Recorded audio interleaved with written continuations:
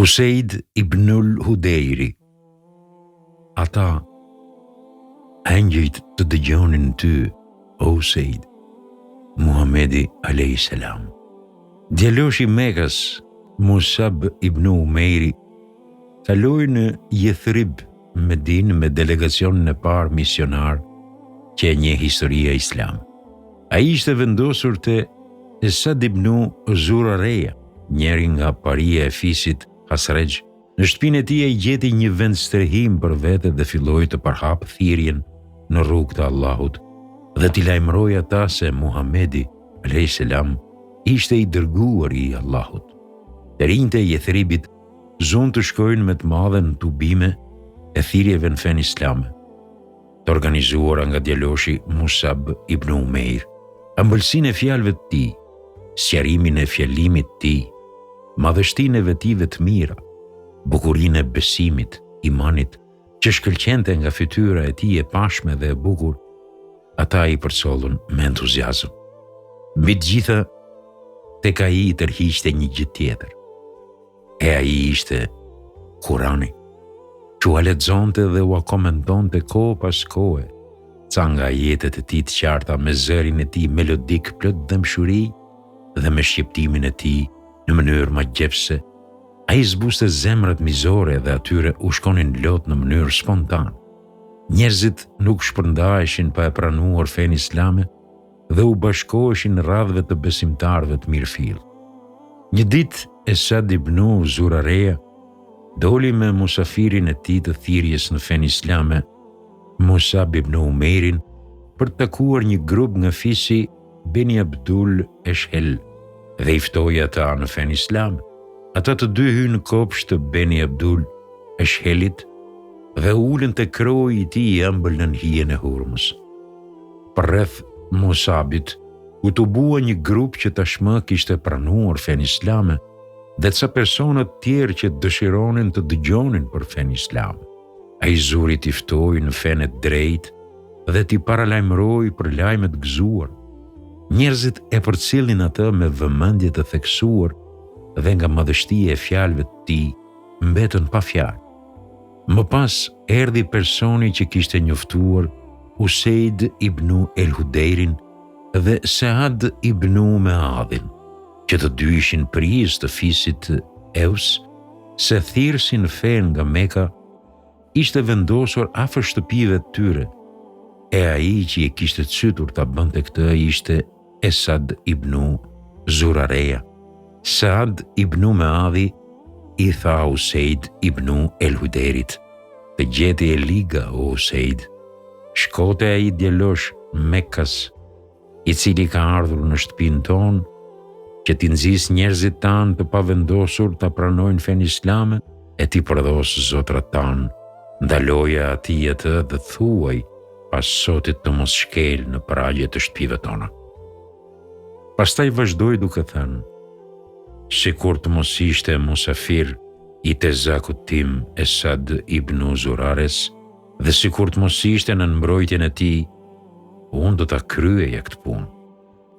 Useidi mori armën e brezit dhe shkoi drejt kopshtit.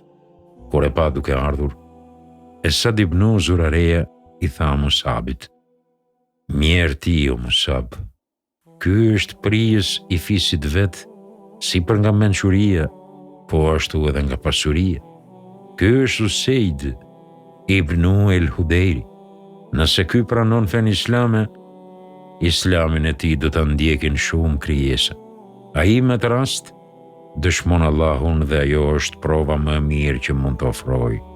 Useid ibn el-Hudejri u ndal në mes të turmës, u drejtua nga Musabi dhe shoku i tij e tha: "Për çfarë pune keni ardhur në shtëpitë tona dhe provokoni njerëzit tanë të dobët? Largohuni nga ky vend nëse nuk doni të jeni të kërcënuar prej ndonjërit me vrasje." Musabi, me fytyrën e tij të ndritshme që i shkëlqente nga drita e besimit, u kthye nga Useidi dhe i foli atij me një gjuhë të sinqertë dhe tërheqëse: "O krye parë, a ke ndonjë propozim më të mirë se ky? E çfarë mund të jetë?" Ja ktheu ai. Ai tha: "Ulu me ne dhe dëgjona se ç'themi. Nëse të pëlqen ajo që themi, ti pranoje atë. E nëse nuk të pëlqen, largohemi nga ju dhe kur nuk do të vim më. Mire ke, tha Useidi, e vuri shtizën në tokë dhe ull. Musabi filloi t'i flasë atij për të vërtetën e fesë islam. Ja lexoi ca ajete kuranore dhe atij i ranë rrudhët e ballit dhe fytyra i shkëlqeu dhe tha: sa e bukur është kjo që thua ti, sa bukur tingëllon kjo që po lexon. Çfarë bëni kur dëshironi të pranoni fenë islam?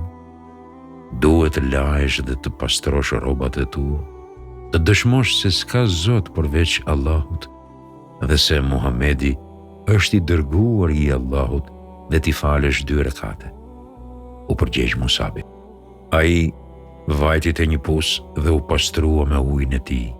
Dëshmoi se nuk ka Zot përveç Allahut dhe se Muhamedi është rob dhe i dërguar i tij. Më në fund fali 2 rekate. Atë ditë radhëve të muslimanëve ju bashkua një kalorës nga kalorësit më të shquar arab dhe njëri nga udhëheqësit e fisit Efs, saj të qëndresës së tij të matur dhe fisnikërisë tij të trashëguar. Fisi i tij e quante mjeshtër shpate dhe pene. Krahas kalorësisë dhe aftësisë së tij për të gjuetur me saktësi me shigjet, ai njëherës i njohu leximin dhe shkrimin në një bashkësi shoqërore në të cilën ishin të rrallë ata që dinin të lexonin dhe të shkruan. Pranimi i fesë islame nga ai ishte shkasi pranimi të fesë islame nga ana e Sad ibn Muadhit. Pasi pranuan fenë islame, që të dy u bën shkaktar që atë ta pranojnë grupe të shumta të fisit Efs. Pas këtyre ngjarjeve, Medina u bë vend migrimi për pejgamberin e Allahut, vend mbrojtje, strehim dhe bazë e shtetit të madh islam. Useid ibn el-Hudejri e donte Kuranin me pasion që kur e dëgjoi nga Musab ibn Umeiri, atëherë kur edhe mbolli dashuri për të, siç lind dashuria për të dashurin. Ai e pranoi atë me ëndje, me atë burim të shijes në atë ditë përcjelluese dhe që nga ajo ditë zuri të merret me të.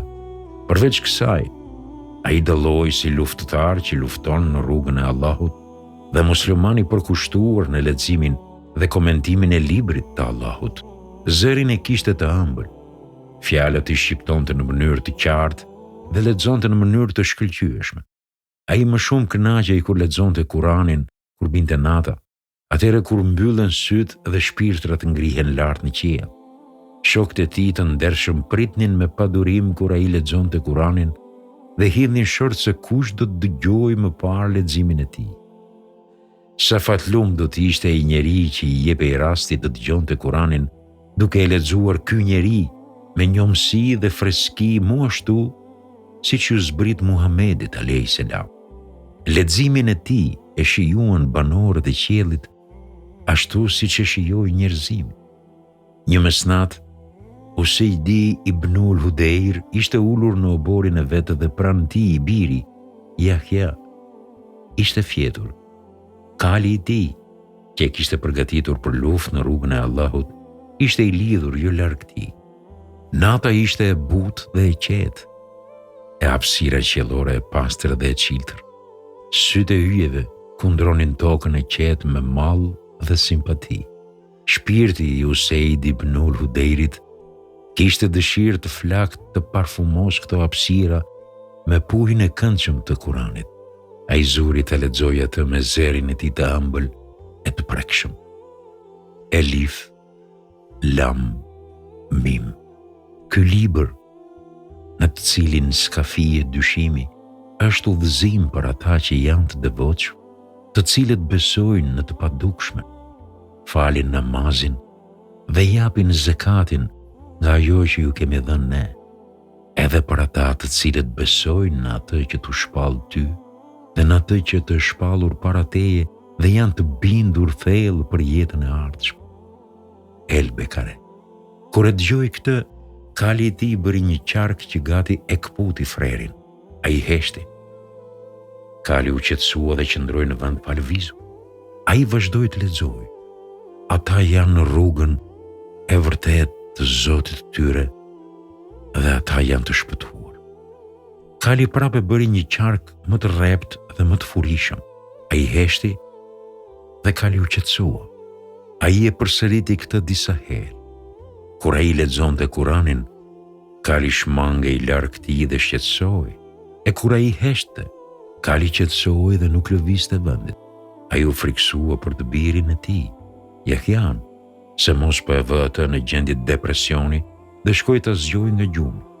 Në atë çast ktheu shikimin nga qielli dhe pa një re si ombrell, që syri njeriu kur më parë nuk e kishte parë, aq e bukur edhe e hijshme. Në të ishin varur sende që u ngjasonin dritareve. Horizonti u mbush plot dritë dhe madhështi, që ngrihej lart derisa u largua nga sytë e tij. Kur zbardhi dita, ai shkoi tek I dërguari I Allahut dhe I tregoi se ç'kishte parë.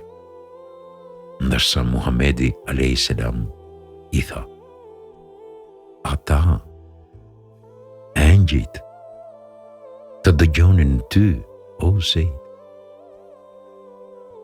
Si kur të vazhdojë e ti leximin, njerëzit do t'i shihnin ata dhe nuk do të fshiheshin prej tyre.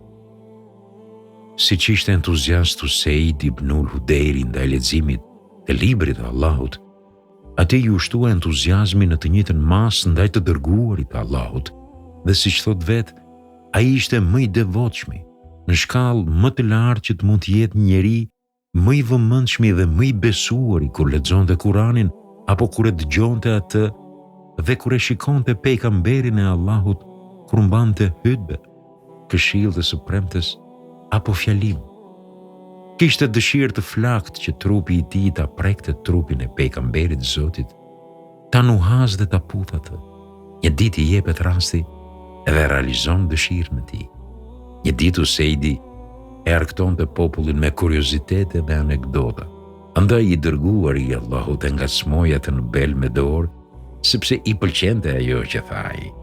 Usaidi tha: "Më lëndove, o I dërguari I Allahut." I dërguari I Allahut tha: "Ma kthe para në të njëjtën masë, o Usaid."